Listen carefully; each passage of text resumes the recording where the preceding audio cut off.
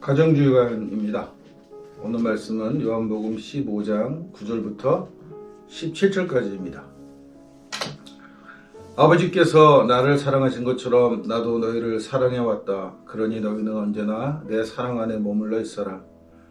내가 내 아버지의 계명을 지켜 그 사랑 안에 머물러 있듯이 너희도 내 계명을 지키면 내 사랑 안에 머물러 있게 될 것이다. 내가 이 말을 한 것은 내 기쁨을 같이 나누어 너희 마음에 기쁨이 넘치게 하려는 것이다. 내가 너희를 사랑한 것처럼 너희도 서로 사랑하여라. 이것이 나의 계명이다. 벗을 위하여 제 목숨을 바치는 것보다 더 큰 사랑은 없다. 내가 명하는 것을 지키면 너는 나의 벗이 된다. 이제 나는 너희를 종이라 부르지 않고 벗이라 부르겠다. 종은 주인이 하는 일을 모른다. 그러나 나는 너희에게 내 아버지에게서 들은 모든 것을 다 알려주었다. 너희가 나를 택한 것이 아니라 내가 너희를 택하여 내세운 것이다. 그러니 너희는 세상에 나가 언제까지나 썩지 않을 열매를 맺어라. 그러면 아버지께서는 너희가 내 이름으로 구하는 것을 다 들어주실 것이다. 서로 사랑하여라. 이것이 너희에게 주는 나의 계명이다. 네, 이 말씀입니다. 아마 이 말씀을 본문으로 택한 이유는 가정주간이라서일 거예요. 그러니까 예수가 야훼를 아버지라고 부른 이 아버지라는 단어 때문에 이것을 아마 가정주간의 설교 제목으로 잡은 것 같아요. 근데 사실 이 내용을 읽어보면 뭔가 석연치 않은 기분이 듭니다. 그러니까 우리가 성서를 읽을 때 가장 조심해야 될 부분이 뭐냐 하면 예수가 이야기한 거예요. 이 말씀은 예수가 이야기한 것으로 기록되어 있어요. 그런데 읽어보면 이게 예수가 한 말이 아닐 거라는 생각이 드는 거죠. 그래서 이제 그 신학자들이 모여서 예수 세미나 뭐 그런 걸 했어요. 그래서 과연 우리가 복음서에 기록된 예수의 이야기 중에 얼마만큼이 진짜 예수가 했던 얘기일까? 몇 구절 안 됩니다. 오늘 이 구절은 바울이 하는 얘기예요. 예수라는 이름을 빌려서 바울이 교회에게, 교인들에게 했던 얘기란 말이에요. 예수는 야훼를 아버지라고 생각하지 않았을 거예요. 유대인들에게 야훼는 아버지가 아니에요. 창조주죠. 자기네를 만들어 놓은 존재지 혈연적으로 아버지가 아니라는 거예요. 물론 개념적으로는 만들었으니까 아버지라고 생각할 수는 있어요. 그러나 아버지는 아니에요. 명백하게 유대교에 있어서의 야훼는 아버지가 아니에요. 유대교에서 야훼는 아버지들이 믿던 신이에요. 아브라함이 믿어왔고 누가 믿어왔던 그러니까 제3적인 존재지 아버지, 가족이 아니란 말이에요. 내 가족이 좋아하는 사람이고 내 가족이 신뢰하는 신일 뿐이지 가족은 아니에요. 그런데 바울은 예수를 통해서 야훼하고 유대인들이, 기독교인들이 가족이라고 얘기한단 말이에요. 이게 가족이 되는 이유는 예수가 요셉의 아들이 아니라 야훼의 성령으로 잉태한 신의 아들이라고 하기 때문에 야훼하고 예수하고는 부자지간이 성립되는 거죠. 이렇게 해서 가족이 된 거예요.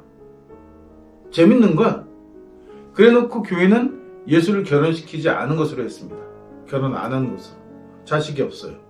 결국 하나님의 대는 예수로 단대로 끊어졌다고 선언을 하는 거죠. 예수를 그렇게 성령으로 잉태한 신적인 존재를 만들어 놓고도 예수를 제외한 나머지 가족들까지도 그렇게 되는 것은 엄청나게 교회는 싫어했다는 거예요. 그들이 있는 한 바울과 같은 패거리들, 베드로 같은 패거리들이 교회 안에서 권력을 잡기 어렵기 때문인 거죠. 그래서 하다못해 예수의 형제들까지도 밀어내요. 그리고 예수의 형제들까지도 이제는 가톨릭 같은 경우에는 사촌지간이다 이렇게 얘기하죠. 친형제가 아니고. 이렇게 해서 다 털어내는 거예요. 오직 예수만 야훼하고의 부자지간으로 인정하는 거죠. 그러면 대를 딱 끊어요. 그러면 어떻게 우리는 야훼라는 신하고 부자지간이 되느냐 하면 그 부자지간이었던 예수를 믿는 것으로 하나님을 이제부터 야훼를 아버지라고 부를 수 있다. 라고 설명하는 거란 말이에요. 이게 대성론의 교리입니다. 철저하게 바울의 교리의 문제는 뭐냐 하면 이 종교가 신하고 나하고의 직접적인 어떤 관계가 있는 것이 아니고 관계가 있었던 예수를 그냥 맹목적으로 따라 믿는 것을 신앙이라고 불렀단 말이에요. 그러니까 예수가 없으면 아무것도 안 되는 거예요. 그러니까 기독교가 이 기독교라는 자체, 이 그리스도교라는 것 자체, 이 그리스도라고 하는 기독론을 기반으로 하고 있기 때문에 바울을 버리면 큰일 나는 거예요. 왜냐하면 이 종교 자체 모든 믿음이 어디에 근거냐면 예수가 그랬다라고 하고 믿고 있기 때문인 거죠. 예수는 성령으로 잉태했다. 그래서 하나님의 아들이다. 근데 그 예수가 우리를 자기만 믿으면 형제라고 불러주기로 했다. 그러니까 우리도 하나님하고 자녀 관계다, 가족이다 이렇게 주장하는 거란 말이에요. 그러면 여기서 분명하게 한 가지가 딱 떠오르는 거죠. 예수가 진짜가 아니라면, 바울이 얘기했던 예수, 교회가 그동안 줄고 주장해왔던 예수가 진짜가 아니라면 이 신앙 자체는 완전히 사상 누각인 거예요. 근데 실제로 가장 큰 문제는 교회가 가르쳐온 예수는 진짜 예수가 아니라는 거죠. 바울의 예수는 사실이 아닙니다. 인간은 신에게서 태어날 수 없어요. 신의 유전자를 받아 태어나는 게 아니에요. 그렇게 설명하면 안 돼요. 신이 인간과 더불어 살아 아이를 만들 수 있다는 건 우리 신화도 있어요. 방문 신화가 그런 거죠.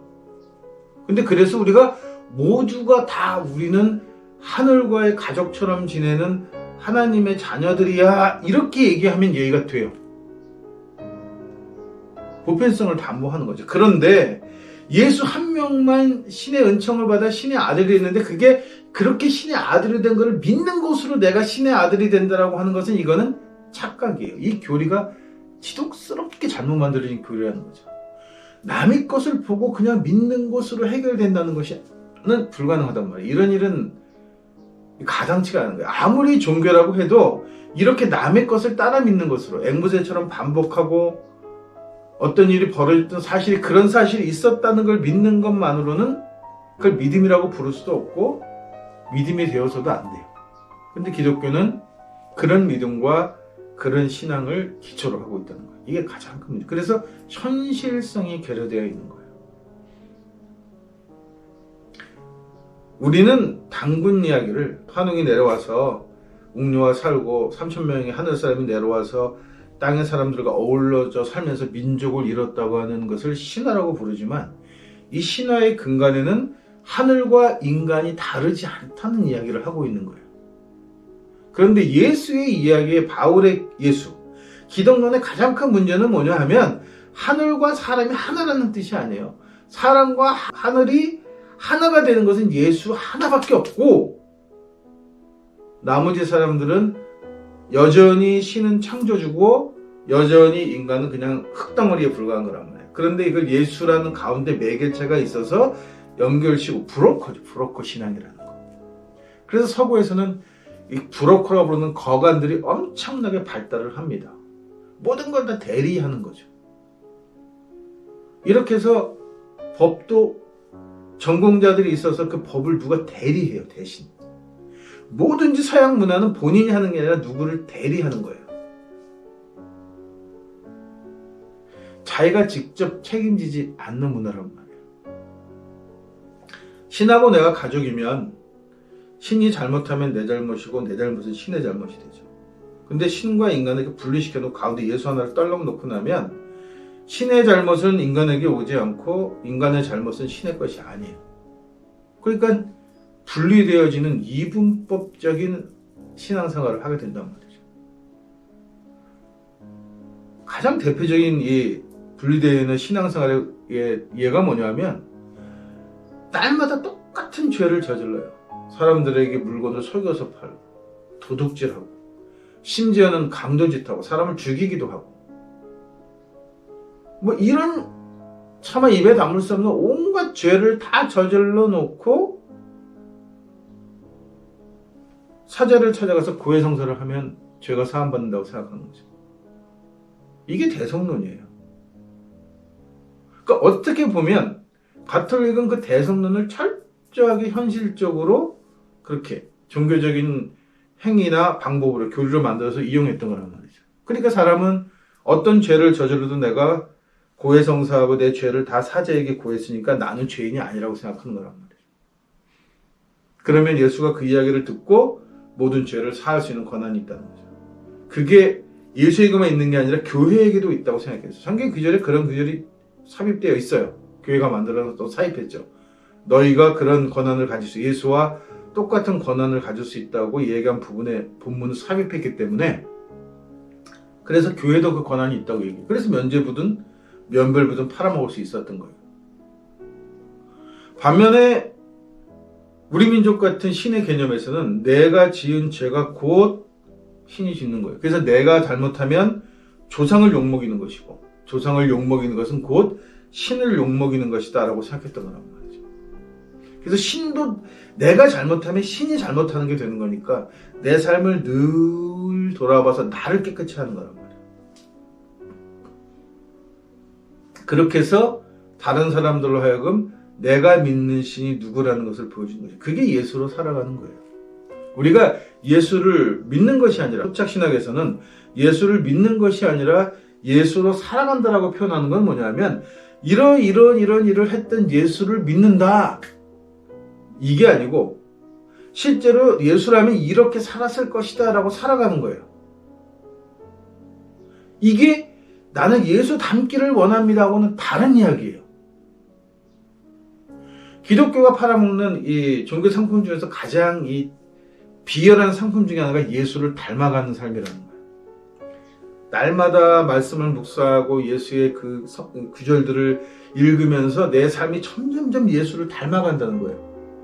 하나의 모델을 만들어 놓고 그 모델로 닮아간다는 거죠. 그렇지 않아요. 신앙은 그게 아니라 내가 예수로 살아가는 거예요. 우리가 얼굴 모양이 다 다르고 각기 다른 직업을 가지고 있고 다른 정체성을 가지고 있듯이 수많은 예수의 모습으로 살아가는 거예요. 하루 종일 방에 앉아서 글을 쓰는 글쟁이의 예수와 하루 종일 피땀 흘려 노동하는 노동자의 예수가 같은 예수일 수가 없단 말이에요. 노동자의 예수는 노동자의 예수이고 글쟁이의 예수는 글쟁이의 예수인 거예요. 둘이 삶이 아무리 치열해도 이 치열하다는 단어를 제외하고는 이 두 예수는 전혀 다른 예수여야 하는 거예요. 그게 예수로 살아가는 거란 말이죠. 어떤 모델을 정해놓고 매주 일어나서 예배를 드리고 새벽 기도를 하고 수요 예배를 하고 금요 철야 예배를 하고 목사 따라 신방 다니고 뭐 기도문을 줄줄 매일 아침마다 일어나서 정해진 기도문을 외우고 뭐 촛불에 불을 붙이고 이런 행위들을 통해서 예수를 닮아가는 게 아니란 말이에요. 그렇게 종교 행위를 통해서 내가 신에게 다가서는 게 아니란 말이죠. 내 삶의 자리에서 얼마나 잘 살고 있느냐가 종교 행위란 말이에요. 토착신학에서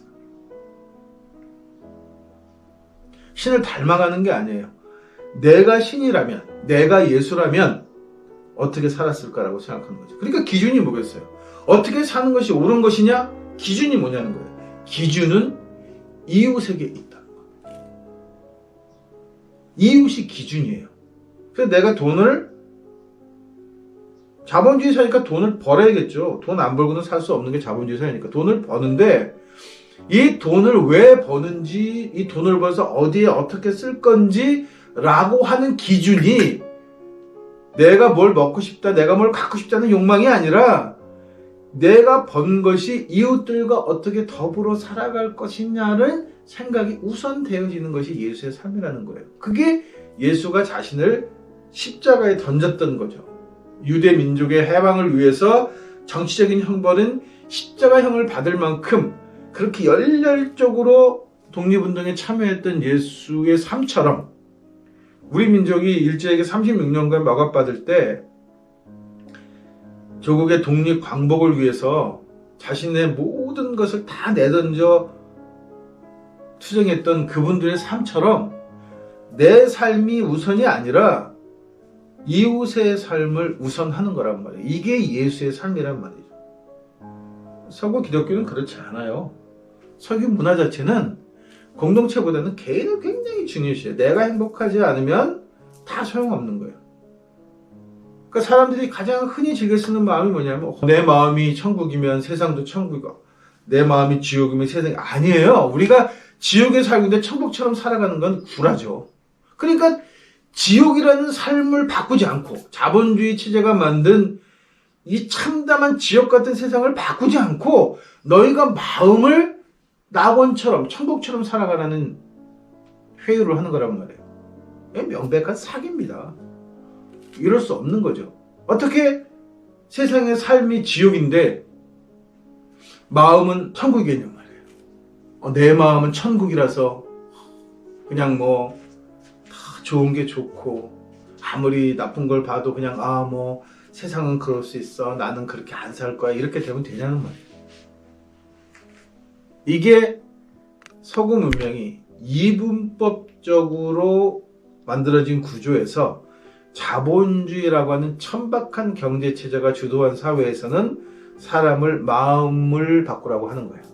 그래서 철저하게 로마에 빌부터 먹던 세리 출신이었던 마태는 마음이 가난한 자가 복이 있다는 표현을 쓰는 거예요. 반면에 삶의 현장에서 투쟁했던 복음서 저자들에게는 가난한 사람이 복이 있다고 쓰는 거란 말이에요. 이 두 사람의 두 복음서의 차이가 명백한 겁니다.